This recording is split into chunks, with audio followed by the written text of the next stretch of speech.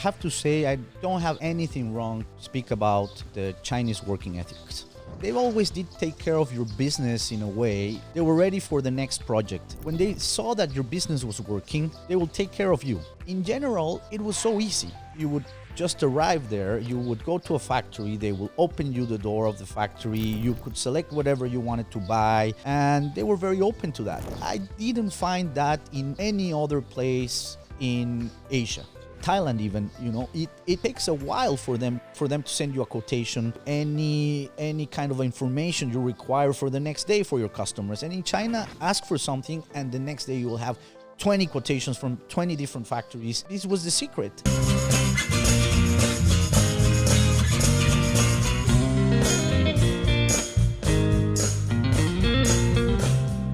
Welcome to Fruiting Body Podcast with your host, Brendan. We are here in Phuket, Thailand. We have an absolute legend of a guest making his first appearance on the podcast. Right before we move out of this traffic-ridden island, we're off to Hua Hin. We got Carlos Cota. Now, this is a family man. He's been living in Phuket for 9 years, and he's going to be discussing how did he do it. I mean, this is everyone's dream. What did he do to get to these positions? To be able to be sustainable, live that full life in Phuket, and it is an exciting one. So let's get this podcast started. Without further ado, Carlos Cota. Hi, thank you very much, Brendan, thanks for coming me on. over. It's been a fantastic experience so getting to know you and interesting to know everything that you're doing, and having this podcast it's just a great idea for Phuket. So thank you very much for having me here. And let's see. Much appreciated. You said you've been watching some episodes and following as well. Yes. The idea of the podcast, it almost becomes a time capsule. So who knows, 10, 15, 20 years from now, you get to go watch it back and look at it and oh shit, you get that cringe feeling. But we're also capturing a moment in time, and we've done that through the podcast 4 years now, where we're showing pretty much everything from before COVID to what it's become today, and it's been a complete transformation. Let's start at the very beginning. Let us know a little bit about yourself. Where are you from? What were you doing before Phuket, and what brought you here? Well, I'm from Mexico. I grew up in Mexico, born and raised. I left Mexico City when I was 26 years old, and that was almost 22 years ago. And, I grew up there in Mexico City, a vibrant city, a city that has changed a lot as well. And pretty much I thought I was gonna, end up, dying in Mexico City. Like you live there, you go through your school, you go through kindergarten, then you go to primary school, high school, then you do your university. You are always in this kind of like encapsulated community of friends. And suddenly I decided, okay, this is not for me. I got my first job in Mexico City back in the day in the glass industry after I finished my studies, my undergrad.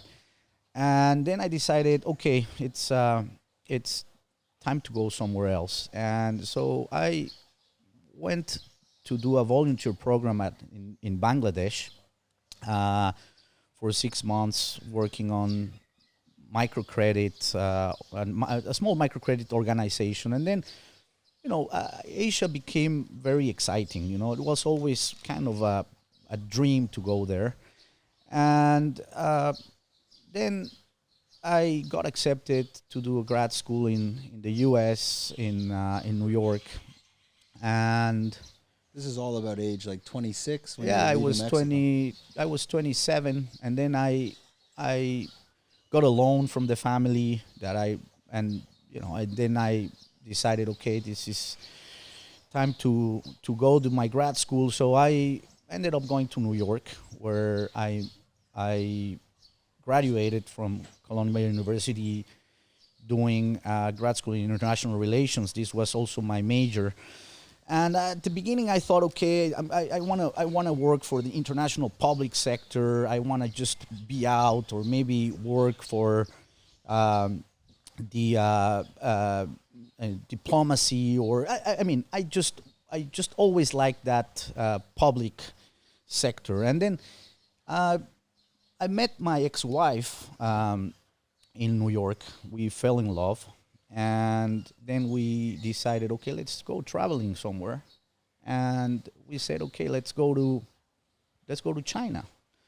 So we took a when we graduated. After graduation, we took a flight to Pakistan, and we ended up going to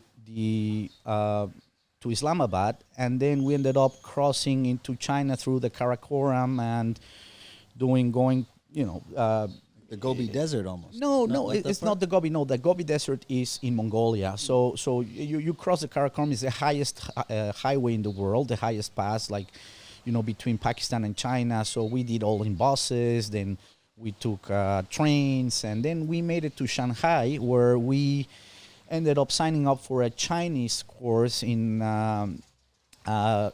Shanghai Shifandashui, which is a university there. And it was a 6 months course, intensive course in Chinese for foreigners. And It's Tsinghua Dashui. no, It's TSI? no, it's Shifandashui. Shifan. Okay. Yeah, it's a university mostly to form teachers. So it has also engineering school and everything, but it's mostly like for forming teachers. So anyway, we got there. It was a great experience. I got some we got to learn a bit of Mandarin during those 6 months. And after a while, we were restless. I was restless. I couldn't continue just studying. So I said, okay, it's time to find something to do that will actually start making me some money to pay back my loans. And talking to some people there, some Mexican community and other people, they said, like, we're doing trading. We're buying in these factories, and we're selling in Mexico. And so that opened my mind, and then I decided, okay, this is time to start looking something to in Making in an actual business, business. international business, Yeah. right? So we got into. I went to Guangzhou because I met some American guys there that were doing building materials at the time, and just on 2005, just the Katrina did hit in the hurricane in the U.S., and it basically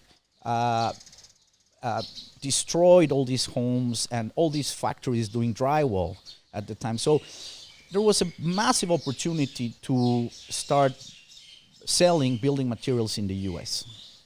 and also in Miami. And with this, Latin community in Miami, all these builders, I started selling my first containers of drywall. And the first time you're there, we had a fax machine. You are doing cold calls at night. We were listing our company in Alibaba with our products, like back in the day, and we will get some calls, and then suddenly from calls they became contracts, and from the contracts they became deposits in our bank. And I said, like, well, actually this is possible. This is great. You can actually sell something from China to the world. So. Did you set it up? Did you have a Hong Kong company at this Yes, point?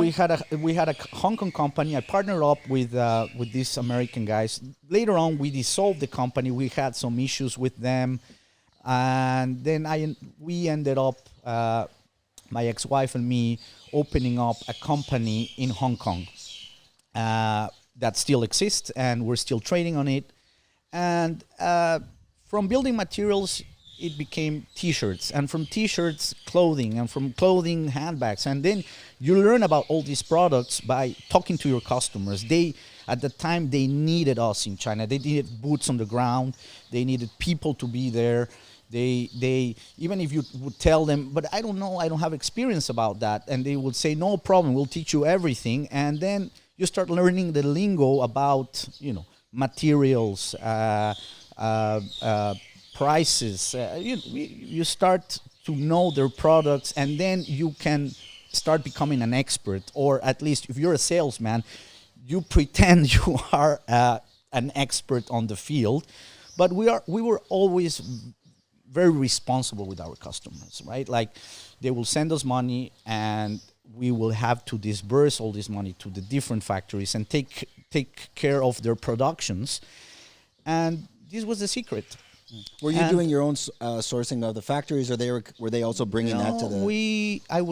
We were doing our own sourcing, and also they would come and together we will do the sourcing. I always tell my customers it's good if you guys see where your goods are being produced, and we take the risk together. You know, I don't want to. Sometimes, you know, you understand your product, you know what you see, but I will, of course, guide them into certain places and tell them, okay, this is where you produce certain items, and this is where you produce. I recommend we do this, we do that. So the decisions are taken together, and so some of our customers grew up, and that is what made our business became what it is now. Yeah. Do you think that a lot of them, I'm assuming these clients initially, they're not multinational corporations, which is why they're not sending their own people there. They're happy, correct. Hey, this guy's going to work pretty much on a commission based, essentially. That's it. But you're an independent contractor. They don't have all those expenses of visas. If you have kids, a lot of you got to pay for the kids' education, rent, food, any type of stipend. They're happy to work with you on that type of special relationship. Is that specifically why that works so well? Correct, because I mean they're mid-sized companies, like family-owned companies. They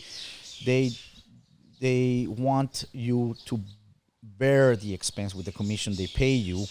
You have to hire your own staff. I had we started with one staff and one fax machine at the time. And then we hired the second staff, third staff, fourth staff, and then you start growing your trading company as you start collecting customers and as your customers are growing.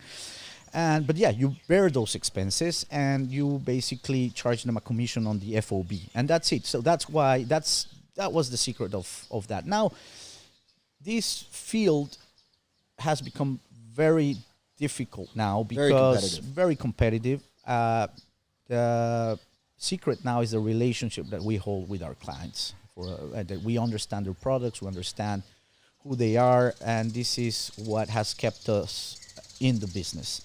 To find new customers is difficult because everyone's got the people they're working with, or sometimes just directly.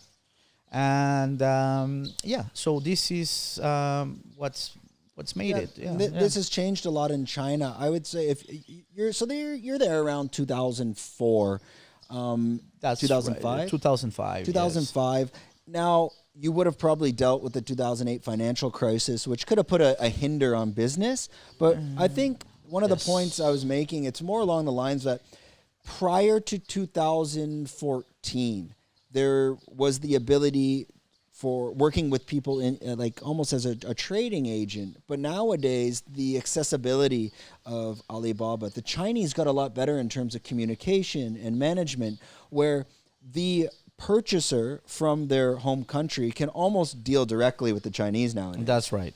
But you could not, it was very challenging, I would say, before 2015. I would say so, yeah. That's about right. I would say I was in China for 10 years, and you already could see that trend coming down.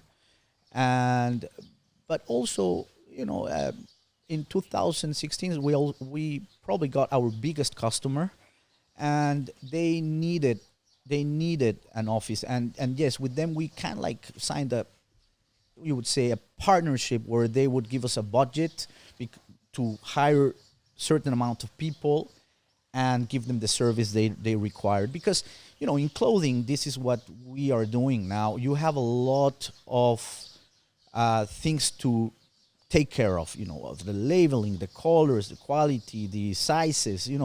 It becomes quite heavy, especially when you're doing a lot of SKUs and when you need to develop the next collection.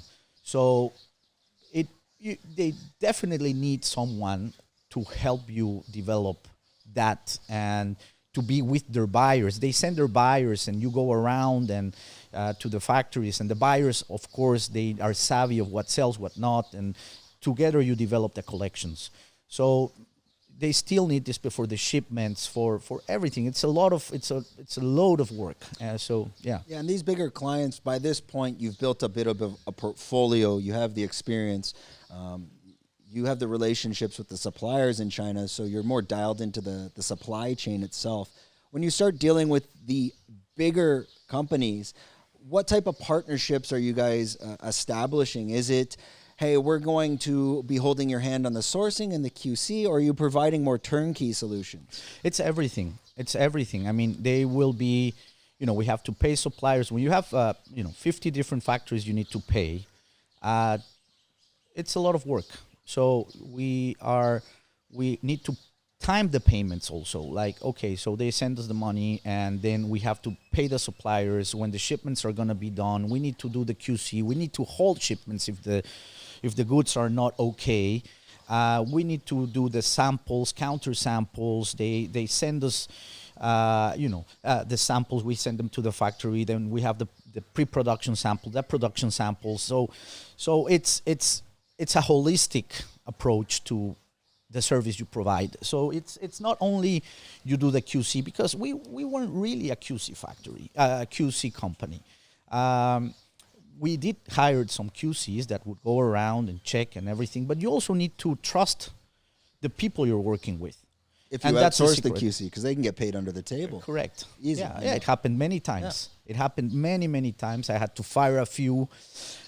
So you really need to know with whom you're working, and someone that's going to be responsible. And if a client gets some goods in Mexico or anywhere, and the goods are not okay, they will be able to compensate the customer, and you will help them to make sure this compensation happens. Did you have to be a Chinese registered business at any point to have an office, or was it more like a remote office? No, it was, we were registered in Hong Kong, and then you'll have a rep office in China. I never really opened up a company as, registration in China and stuff, because, it just, then it becomes another hustle. It's very expensive. People don't realize. You're talking I think, we looked into it for Fruiting Body, Chinese company, about 4 million baht, $150,000. It wasn't that complicated at the time, and also as a trading company would have been. It was easy, but also you have to deal with the taxes locally in a different way, and then that becomes more of a paperwork hassle. Yeah. You don't want to get very bureaucratic in China. That's correct. A lot of paperwork, and things weren't so black and white. I remember I actually had a work permit in China at one point, and I did the work permit. I was there 6 years. I did the work permit the first year thinking, you need this, you need that. The second year, I'm like, oh my God, just give me the 10-year business visa. I do not want to deal with this anymore. Yes, that's right. So you're working in China from pretty much 2005, and you moved over here then, I'm assuming, around 2016, if you've been here 9 years. Yes. That experience in China, talking about culturally, the lifestyle, living in China, living in Mexico, completely different. What were some of the challenges you faced, integrating? Well, I have to say that some of the reasons that I was able to survive in China, as an expat, was the fact that I had a great community of friends, and these friends were your family, and these friends they would make you keep on going, and also the drive of setting up your own business, and that you was actually working, right? Like that was a big driver for me to stay in China. Then. Integration, it was easy. You were always kind of on the side. It was, if you ask me how many Chinese friends you had, were very few. After being in the office and going to the factories and going to eat with the factory owners and drink with them, and all you wanted when you get home is to just maybe go grab a beer with your pals. That's all, and speak your language. And when I was living in China, I found One, it's definitely the language barrier. Like Yeah. comparing Thailand to China, Yeah. most Thai people and a lot they speak decent English. A lot of the Chinese, unless they're in the sales side, like the factory owners, most of them they don't They speak don't. English. I agree. And it's not necessarily a bad thing, but I found it very. I was the same thing. I didn't have many Chinese friends, but I had loads of expat friends, and I found like a lot of the Chinese when I was living there, it was almost like they're a bit childish. It was very difficult to connect with them on the same level.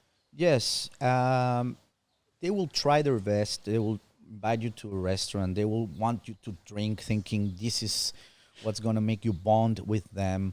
Um, but it was quite hard, really, to set up a connection. The connection was the business. They really wanted you on their side, and this was the connection. And then these connections were built for many years, and they still are there. But when you're talking about getting to personal stuff or really then it becomes difficult. Then it becomes yeah. Did you find there's a big misperception of working in China? Now, when I got there in 2012, you always had this perception of China that, well, be careful working with Chinese because they just see the first deal at hand and they take it. They could burn you and they don't care about the rest. But in my experience, I never had that. I found you would work on a project, but they actually had the interest to get you to the next project. When you initially arrived in China, let's say that 2005, did you have to face those issues at the beginning where they were kind of just taking your business and they weren't focused on the future? Did you see this begin to change over time? No, I have to say I don't have anything wrong to speak about the Chinese working ethics. They always did take care of your business in a way where they were ready for the next project. When they saw that your business was working, they will take care of you. I mean, obviously, you would have always to take care of your Yourself. productions. Yeah, because a green, it's a blue, and they tell you it's a blue, it's blue, it's blue, and I say, oh no, this is green, so you gotta change it, and you face these kind of issues. I mean, just I'm putting it in those terms, but in general, it was so easy. You would just arrive there, you would go to a factory, they will open you the door of the factory, you could select whatever you wanted to buy, and they were very open to that. And I didn't find that in any other place in Asia. For example, if I would talk about Vietnam or I would talk about Thailand even, it takes a while for them for them to send you a quotation or send you any kind of information you require for the next day for your customers. And in China, you would ask for something, and the next day you will have 20 quotations from 20 different factories, and this was the secret. You could it's very dynamic. Yeah, I think I experienced the exact same. But the $1 million question is why? I think it's the religion is money. I would say so. So they just don't want to leave any kind of money on the table. They want to take it. It doesn't matter if you're a big business, a small business, if it's a couple thousand renminbi, they think like they want to go for everything. So this is a big secret. Yeah, I never thought of it in that sense. Even during Chinese New Year, you'd have the orange trees and they're stapling money to it. Like That's it. money is almost part of their religion. It's very integrated into it. Correct. And I think a lot of it in Chinese culture is it's a status symbol. Why they drive, for example, go to the factory. Why do they smoke a certain cigarette? That's right? it. They won't smoke the like let's call it. I forget the name of the not even here. It's LMs, but there I forget the name of it. Hongzhou or something. Yeah. But Hongzhou. all the factory owners will have the $10 pack of cigarettes. And That's right. It's a big status symbol. So money is very integrated into that society. And they are very humble in their personal, in the way, at least the older generation, in the way they conduct their lifestyle. They would be very very plain, very simple. Factory owners, yes, they will drive a great car, And but in general, they were very humble. The way they dress, the way they conduct themselves. You know, they were old school. Well, they'll drive a great car. Yes. But they'll have an office bigger than my house. I'm talking like just his room. Correct. And a desk bigger than my family room. Yeah. And sometimes they will live in a very small apartment. And so everything was focused in business first. Now, I have to say, the youngest generations now, completely different. They're spenders. They're like spending the money of their parents, you know, and they in fashion brands, in going out and eating in fancy restaurants, and the whole dynamic of China has changed. I mean, it's obviously it's a very different mentality, the one you see now with the next generation, which basically they didn't need to work as hard as their parents. It's new money now. Exactly. So you got to think. People ask, like, you'll see Chinese people come to Phuket. If one, you can immediately tell they're Chinese, and two, you can tell it's new money. A lot of the Chinese 20 years, like let's say 30 years ago, 40 years ago in Shenzhen, this was a fishing village. And all of a sudden, the guy that had the land, that built a plastic injection company, that built the back casing of my phone, probably is worth $100 million now. And all he did is he had labor, land, a factory, and some sort of injection molding facility. And the guy made hundreds and hundreds of millions just printing the back of your phone, the outer case. That's it. That's it. And that's it. So when they come into these societies, like, it's not fair to look at them and some people, look how rude the guy is. They'll come up and they'll be spitting a chicken bone in front of you. Trust me, they are not being rude. No. They just they don't know any better. They've just they don't know different. They've just come from the farm to the factory, and now they have all this money. They're not quite sure what to do with it. Or also how to spend it in terms of what we call quality of life. We in the West have, we like to travel, we like to experience restaurants, we like to experience hotels, but for them, this is probably not the core. This is changing, I have to say. Now, any young Chinese wants to travel, wants to go out there. Actually, the traveling industry in China has grown exponentially because of this, and also local tourism. They want to have experiences, but this is now the common denominator in the Instagram world. Everyone wants to be part of that and have experiences. Well, I think that's and post them and show them. And this is I think that's the saying with China. I mean, what is it? Hard times make strong people, or weak times make.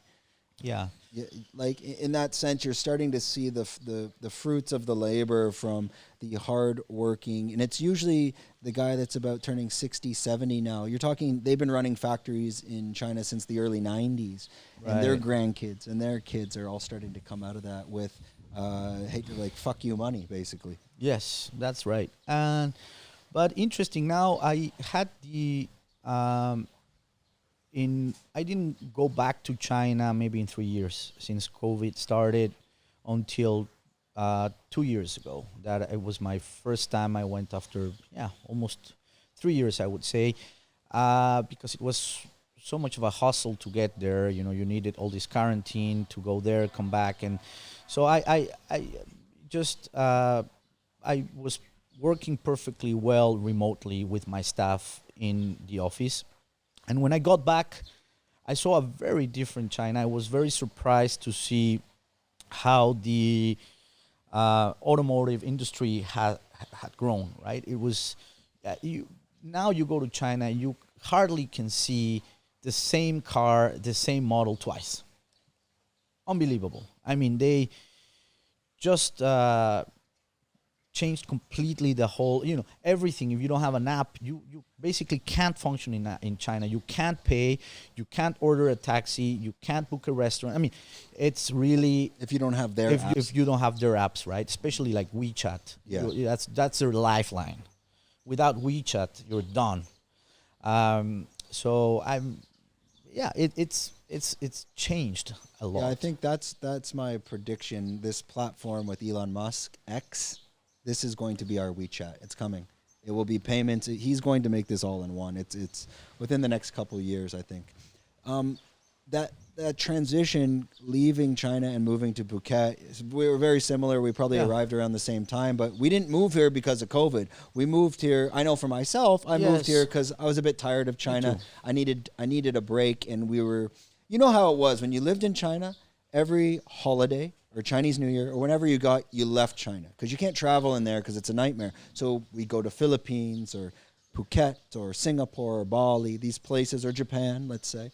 For yourself, what made you decide to come and live in Phuket? So my older girls, which are now turning 18 soon, they grew up in China. They went to Chinese schools, and they were turning 10 or 9. I forgot. Yeah, they were turning like 9 years old, and there wasn't too many things to do apart from going to a shopping mall and to a park when it's half raining with this bad weather. A lot of my friends also were leaving, and I was a little bit burned out. And also, us, like my ex-wife and I, we started like looking at some other options such as Singapore or maybe Hong Kong because it's a little bit more Western, and we can find more Western activities to do on the weekends, or more Western environment for our kids. But it's all the same, wrapped differently when you have a family. It's different if you are single in Hong Kong, or then it's a fun city. Whatever you make, you spend it on the weekend. But for us, who we were earning our own money, it was just going to be a more expensive experience living in a smaller room, a smaller apartment. Is this in Shanghai? This is in Hong Kong, because we were looking. You're considering. We were considering going to Hong Kong or Singapore. At this point, you're in Shanghai, or no? We were in Guangzhou. You're in Guangzhou. Yes, correct. Point. No, yeah. So okay. I moved. We moved from Shanghai after 8 months of living there. Okay.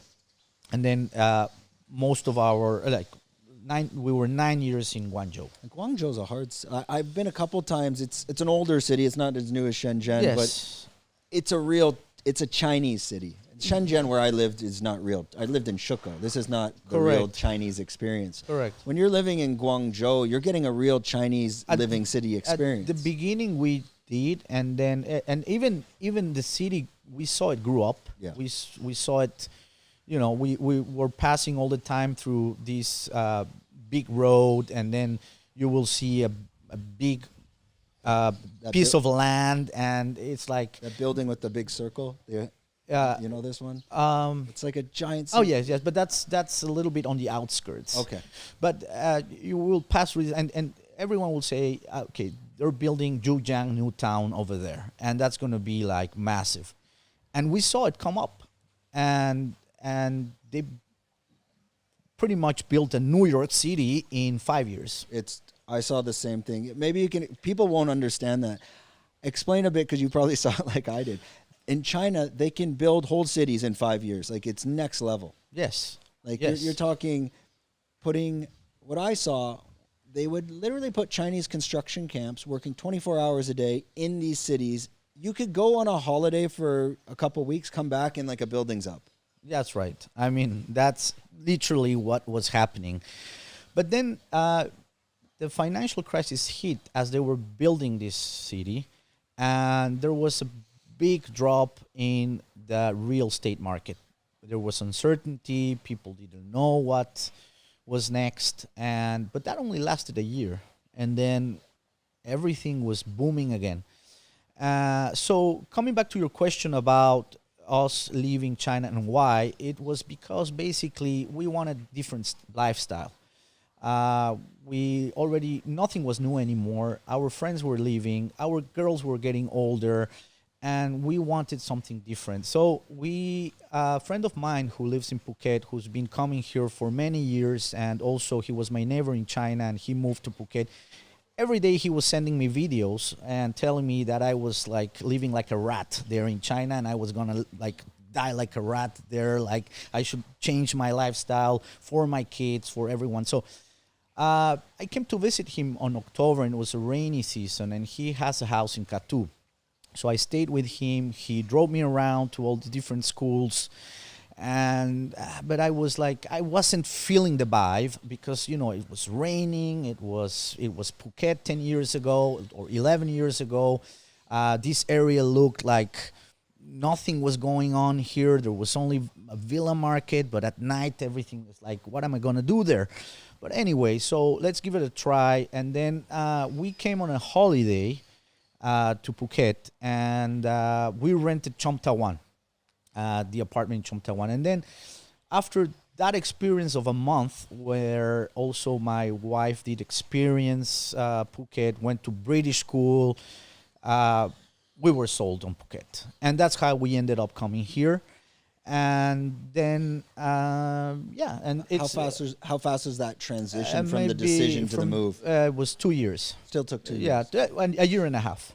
A year and a half, because we came here in February. We said, okay, let's wait until this scholar year, and then the next, and then we'll come. So it took a year and a half to prepare, and then that's how basically it happened. And still here we are, and with a we're fascinated about Phuket. It's a great lifestyle. What made it great, even greater, was the fact that we stayed here during COVID. That was a blessing.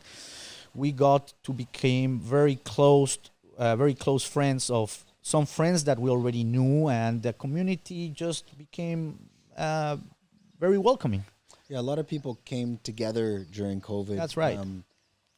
It felt like a small town. I mean, everyone was out drinking beer out of their teacups and this and that. I mean, there wasn't a lot to do. It really was a community. Yes. That when your kids first transitioned here, I mean, they're coming from China, Guangzhou, Phuket, and they're so young, so this is completely different. How did they adapt? Well, this is interesting. They were not speaking good English at the time. We came here with them having been in a Chinese school. Everything was in Chinese. It was not an international school, and their English was quite bad. So the summer before that, before moving to Phuket, we sent them to a camp in the U.S., a summer camp in the U.S. It's actually a summer camp where I went as well, in Vermont. It's an old school summer camp, 8 weeks, and their English got better, and they kind of like started that transition with the Western mentality a little bit, because you have to remember, all their Chinese mates in their class were Chinese. I remember the birthday parties that we used to do were eye-opening for them. Like for the Chinese parents were enjoying more the birthday parties than their kids. We remember we will book a restaurant, and we'll put balloons, candies, invite all the Chinese class, and their parents were fascinated because this was completely new to them to come to a birthday party. What's a birthday party? We don't celebrate birthday parties with balloons, with candies, piñata. I'm Mexican, so there's always been a piñata in my kids' birthday parties. So this was fascinating for them. So that transition also into getting to know other kind of students with international backgrounds and English speaking mostly was new for my kids, but they adapted very quick. They were 9 years at the time, so and now they're almost graduating. This is their last year. So, yeah. Were you able to also pick up on Chinese quite well while living there? Yes, I did. Especially what helped was that I studied. I'm not a big language person. I'm actually quite lazy and a bit. I need structure, so I'm. It's very hard for me to pick a language without actually getting into formal lessons. But what helped was the fact that when we got there, we were studying Chinese for 6 months. And then, of course, when you go to a factory, you need to talk quality, you need to talk colors, you need to talk prices. So the basic Chinese is there. Yeah. I would say, I can move around in China, tell the taxi driver where to go. I can sit with the factory owner. I can talk about prices. I can talk about. But if you tell me, okay, talk about deeper. Like, for example, what is the word for balloon? Yeah, exactly. I mean, like Because you would never. correct. You don't use that every day. Yeah, so very and situational. and a lot of exactly. That's it. Very situational. So the lead up to that question is more your daughters. You said they're twins. They're twins. Twins. Yeah, I have another two, by the way.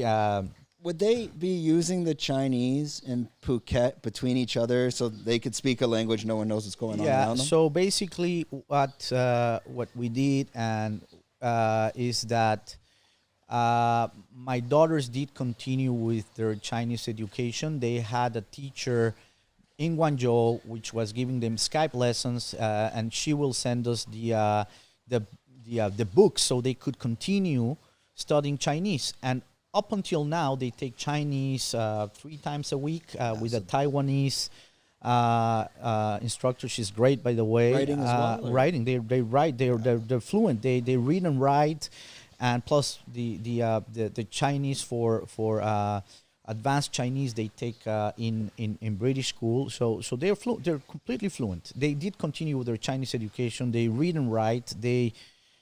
So I think that was one of the biggest assets that we could take out of China to provide these Chinese instruction and for them, right? Like so. Yeah, so this is most of my friends that had kids growing up in China, especially that age, like 2 or 3, right up to 10, the kids became the translators when you'd go around because they were just they were fluent. That was it. They'd be able to get through everything. When you were over here and you finally moved to Phuket, and like you're similar to what I did. I've been back to China one time, and it's a bit painful. The first time I went back, I'm like, I was supposed to go a month, and I think I lasted a week and just came home. Your integration into Thailand and now going back to China, when you get back there, how quick are you mentally, like, get me home? Okay, so a very interesting question. At the beginning, I was going maybe once a month, and then it became only 6 times a year, and then 4 times a year. And after COVID, I don't go more than 4 times a year. But this is a bit of I love going there. I love Chinese food. I love discovering. I know Guangzhou like my home. city. It's great. I know where the markets are. I know where to go and eat. But unfortunately, I want to come back after a few days. It's not like other cities where I've lived that I would like to stay longer. And this is because Chinese cities are catered to the Chinese. If I want to go to a library, I cannot go to a bookstore where I would find an interesting book, or a magazine shop where I can go through magazines while drinking my coffee. And unfortunately, you don't have that. I mean, they're comfortable. You have the big hotels. You have but still, they're not there to cater Westerners. I can take most of it because I can eat in any Chinese restaurant and I enjoy it. I love it. I love the food. I have also some people that I know, that my office staff, and I take them out for dinner. We have great conversations, and I go to a factory. So I keep myself busy. But when I come back to the hotel and I start walking, I say, okay, and after 2-3 days, I'm ready to come back. And that's quite sad because that was my city for 10 years. So that wouldn't happen in another place. For example, I lived in New York for 2 years, and when I'm in New York, I love being out in New York. I love walking in the park. I would like to stay longer. I have a few friends there, and it's sad that in China, I don't have friends. Yeah, I found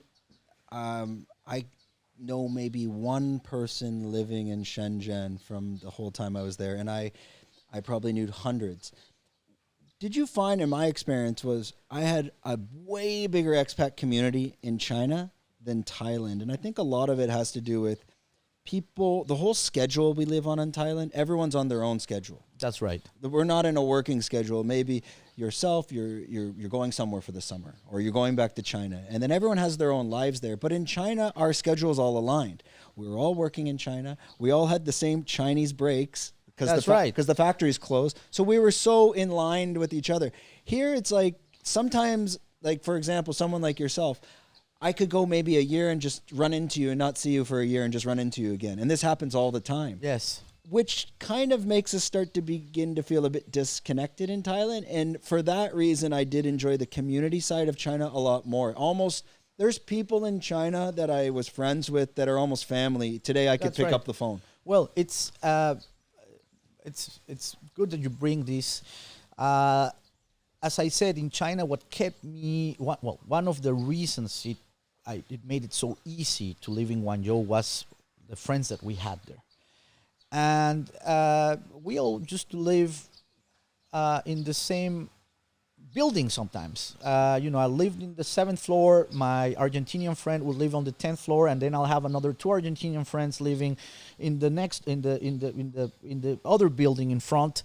So everyone was there, and it's lunchtime. Let's go for lunch. So we will go and fill up a table with Spanish-speaking friends. So there was a big Spanish community that we had in Guangzhou. Friends from Valencia, friends from Argentina, friends from Latin America. So it was great. And we all had these holidays also in common. And it's like, okay, let's go to Boracay together. Or let's go, somewhere together. And as you mentioned, they become your family because you don't have all the events, birthdays and whatever. Yeah, they were with them. So what's made it very interesting is that a lot of these people in Guangzhou moved to Phuket. So I have good friends that I've known for 20 years, almost 20 years now, and that live here. So you have this very interesting community here also. What I feel it's very good about Phuket is that people has time in general. If you decide to move to, I don't know, Spain, for example, because you like the lifestyle there, I will find that a lot of my friends there follow up a schedule. And they work from 9 to 6, and then on the weekends they go visit their parents or they have their own. And here, it's not the case. People are semi-entrepreneurs or entrepreneurs or retired, semi-retired. They call it whatever you want, but they have time. So what you said is completely right. People move a lot. They travel a lot. It's sometimes hard to see them on a constant basis. But in general, you pick up the phone and you say, okay, I want to go play golf, and there's always someone to do that. Yeah, in Thailand, we all have things we have to get done, whether it's work-related. Correct. Everything can always be moved. That's right. So, like, I could have 2 hours of work to do this afternoon, but if my friend says, hey, let's go golf, oh, okay, I'll do that tomorrow. Yeah, let's go. That's right. In China, it was a bit different because I found you felt... which is strange because living here, nothing changed, but the schedules became more flexible. Yeah. But in China, I found it's like you're stuck in that like kind of a 9 to 5 a bit because everyone else was. That's right, but also with a lot of flexibility. Yeah. People had, like, if I would call a friend and say, hey, let's go for coffee, they would go, right? I mean, they were working from, maybe not from, I was going to say from their phones, but at the beginning, there weren't those smartphones, right? Like you were on your laptop the whole time. Yeah. But yes, people had also time because, everyone had their small trading company, kind of like doing the same, that everyone was doing the same. Especially in Guangzhou. Shanghai was a bit different, was a bit more corporate people, and Beijing also, right? People were either working for embassies or different. It was just different. Living around China, I would say Guangzhou and Shenzhen, the communities were similar. It's very similar, yes. Shanghai is like a Hong Kong almost, like very Correct. corporate, financial. Correct. the shipping ports, logistics, and then all the people I knew up in Beijing, they're either like an English teacher or part of the government, like an ambassador to wherever. Yeah. I went through. I don't know if you have a similar experience, but for me, when I first lived in China, the initial group of friends you meet in the first year become very special. Yes. Because that group of friends, you're all kind of arriving at the same time. Yes. You're all experiencing things at the same time. So that dinner, and you're young. So the dinner table conversation usually centers around visas and travel and what are you doing for work. But I found the next phase is a lot of them start to leave. And then a new batch comes in, and then you become the information guy. Yeah, that's right. But then you go to this phase where if you ask me one fucking word about a visa, I'm not answering. Yeah, and right. we all start. That's true. I don't know if you experienced that, but I did, and a lot of friends I know did. Where that novelty of we live in Asia begins to wear off. Yeah, and also like you really don't want to meet new people. It's just strange. That had happened to me, right? And you know, you start meeting all these new batches of people, and it's great. But then at some point, it's like I don't want to meet new people. And that's why you decide. That's why we decided. At some point, it's time to move. I think it gave what it needed to give, personally, and so that was one of the main drivers. Also, yeah. It starts. I say the novelty, the excitement begins to wear off. That's especially like you said in these cities like Guangzhou. I lived in Shenzhen as well. One, they were just developing, so Google Maps didn't exist, and it was banned. A lot of the places you kind of had to find out on your own, old school. Just go around and let's see what we could find. I found that was like a big part of the experience as well. And once you started to figure everything out, it's like, okay, well, where's next? Where do we go?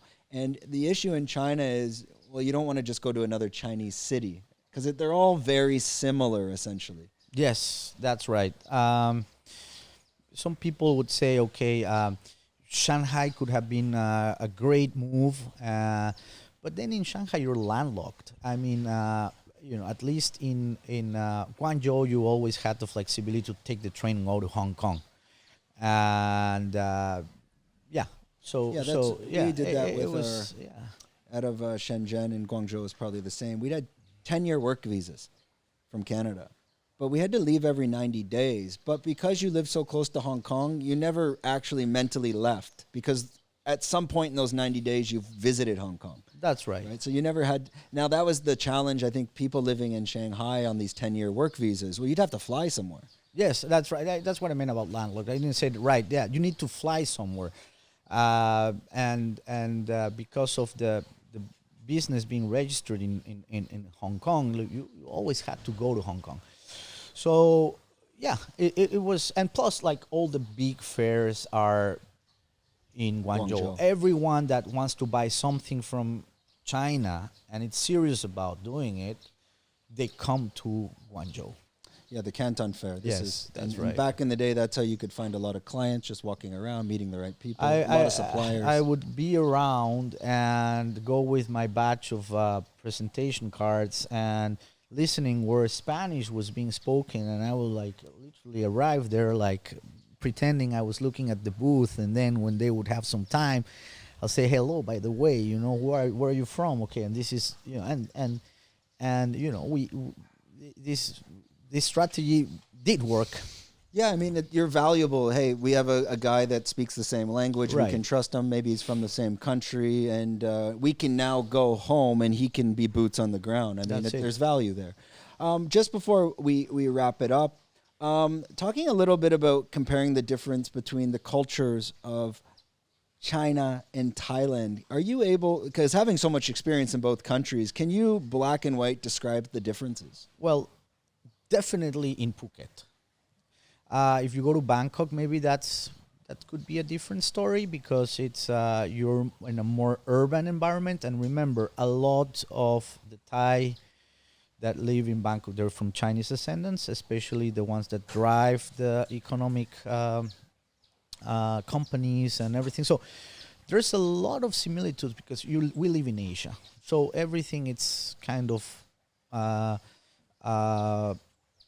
it's a bit of a melting pot. It's a melting pot, But when you go to Chinese cities, they're Chinese, Yeah. and it's a big difference at the end of the day, and if and definitely the mindset here when you are in Phuket, everything it's relaxed. The people is in a different mindset. They somehow understand uh, the foreigners because they've been living with foreigners and it's hospitality. and tourism such a big part. Hospitality, Yeah. it's part of it. So it's part of their culture in Phuket. So that makes it very easy for us as a part. Like if you go to Hainan in China, that's a very touristic spot. It would be a very different experience. Sanya? In Sanya, yeah. I've never been there. Yeah, we used to go there sometimes, but you will always feel in China, no matter in which 5-star hotel you were or where the experience was. To put you an example, they will not let you go and swim because they would say it's dangerous. So it's like, I know how to swim. No, you can't swim. So I mean, I don't know now, but that was at the funny. time. Yeah, They wouldn't let us. I remember in China, we had a diving board and a pool near the house, and they wouldn't let us swim in board shorts. yeah, They said, you can't wear shorts in here. You need the Speedo. yeah. And we became friends with them at the lifeguards. They legit thought we were swimming in our shorts. Right. And I'm like, you guys make these around the corner. And they're like, no, you have to wear Speedo. I'm like, and then we'd have to show them YouTube videos for surfers and this and that. So And another funny story is like, I mean, you lived in Shenzhen, so the nicest beaches around Shenzhen were Damisha and Yeah. Xiaomisha. And during the day, you will walk around the beach and there was no one. And you would say, oh, so there's nothing going on here. But then passing 7 o'clock, it's like everyone would come into the beach. They would put big spotlights in the sand, in the beach, and people were swimming. Like at midnight, you will see a big floating plastic thing. Like if you would look at the distance, and there were like all these Chinese people swimming with like floaties. How you call them? the life rafts. Yeah, the life rafts, right? Like, and they were just swimming there, which you will see a big mass swimming until midnight or 1 and they all a.m. hang on the ropes. Yes, They're all anyone who could get a rope. They're all holding up because they can't swim. A lot of them cannot swim. and they don't like the sun, right? They So don't like so they would be there the whole night building sandcastles at 11 p.m. Yeah, Very interesting. This is the birth of the face kini. Yes. Damesha, these areas. This Yeah. is where the face kini would have been birthed from. Yes, I totally agree. Yeah, but that's of course a big difference now. Coming back to your question, and there's no doubt about that. It's just, yeah. Just the final question. I mean, you've lived in China for an extended period of time. Now you've been in Phuket for 9 years. Your kids are still going to school here. 2 are going to university. A lot of people, we talk about the 7-year itch. I've got it. Wherever you live in the world, after 7 years, you get this itch of where to next, where should I go? Where do you foresee yourself, living out your days? Is Phuket going to be, this is it for you? For now, yes, and I haven't thought about that. Maybe down the line in a few more years could be Mexico somewhere, but I have to pick up the right spot. Mexico has changed a lot. I don't have that DNA of like taking care of myself because it's unsafe in some areas, or what car you drive, or where you go. So I like Phuket because it's no one bothers you. First of all, as long as you behave according to the society rules, like you won't encounter any problems. There's no police, for example, and people behave. And I hope this never changes. I like it because it's safe for my kids, and I have a great friendship with a lot of. I have a great group of friends. The community is fantastic. So for now, I don't want to move. Maybe in 2 years or 3 years, we'll be having a different conversation. But I don't see myself living somewhere else at the moment, and in the near future. Especially Maybe with your kids in school still. correct. I like places like Spain, as I mentioned before. I like a few places in Mexico where I would go. But other than that, I haven't thought about other places. No, Yeah, I no. think with your kids still in school, it's hard to really make those. Correct. Their Correct. how old are they now? The 10 and 6. Okay, so they have a lot of time still. Yes, yes. I hope that we can stay here for an extended period of time until they graduate, and hopefully the community will still be the same. A lot of people is having that itch, especially now with the change that Phuket is experiencing, right? Like some people talk about the traffic, some people talk about the construction that's going on, of the influx of Russians that are coming, and but this is the world is changing everywhere you go, so it's very hard to say. I would live. There's always something. It's either too cold in the winter or too hot in the summer. There's always something. So I think that we still got a good place to live here in Phuket. I mean, you can always complain all you want, but it's also in the mindset. I mean, we've got, as I said, great community. I started playing golf a few years ago. I have my golf club, like it's 5 minutes away from where I live, affordable. I've got, my kids are happy. I live close by to them. It's a great place to live. Yeah, and especially with it, I think that was the biggest thing. Let's say almost 8 years ago, the selection of restaurants was not much around this area, and now it's exploded. So now you have a lot. That was the biggest missing thing for us when you're in Bangkok, is the food is just unlimited options. And Yes. Phuket was a bit lacking. Actually, your place I used to go, La Maison. Yes, Maison Napoleon. Yes, I used to go there all the time. Honestly, like I'd I get remember. my own bottle of wine and my own steak, and I remember. I'd sit there on a Friday night in the corner by myself sometimes. But they had the selection. The foreigners were bringing that, because there's a certain lifestyle of people living in Phuket and a certain expectation as well. Correct. Correct. Also, well, it has become more expensive. We have to say that. But also, like, if you want to have your fix, then just go to Bangkok, take a plane, go there. But something that lacks in Phuket and lacks in Thailand and in a lot of Asian cities is the lack of cultural offer, Western cultural offer. Like, I mean, what we're used to, like, you go to concerts, museums, you're just walking by and then you see something going on and then you go in and you find something amazing. Bangkok has a lot to offer, but it's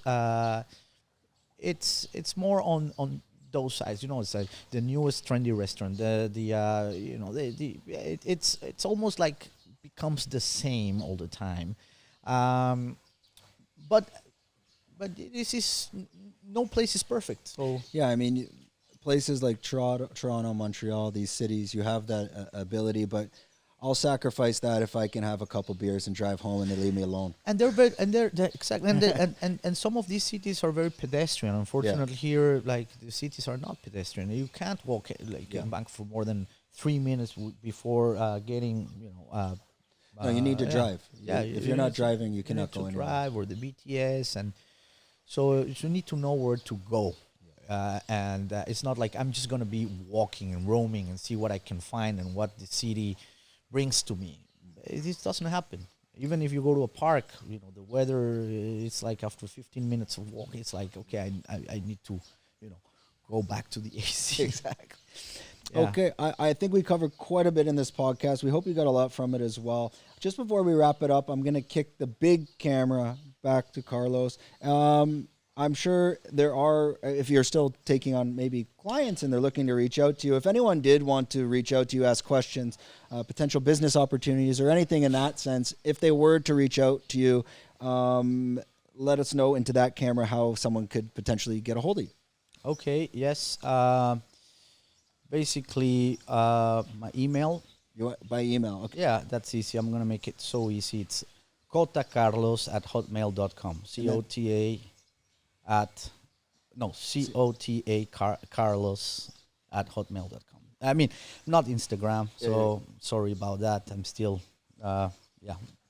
Yeah, it's not AOL.com at least at the back. Yeah, that's why I didn't even give my company email. But that would be it. Okay. Yeah. So if you're looking to reach out, you can do that. Maybe don't bother him too much. Don't worry, we don't get that many views. You'll be all right. Unless this one blows up. Sorry, I feel bad for you. Okay, that ends another episode of the Fruiting Body Podcast. Don't forget to like, subscribe, leave some comments. We'll get back to that. And maybe if Carlos is up in, if he's up in Hua Hin, we can get you on. I think the best way to contact me is like just asking around where's Carlos and whatever, like, here in Phuket, like, we're Is that the golf course? whatever. Yeah, I mean, we're such a small community. We all know each other, especially in this area. So yeah, I mean, yes. All right, all good. Thanks for watching. We're out.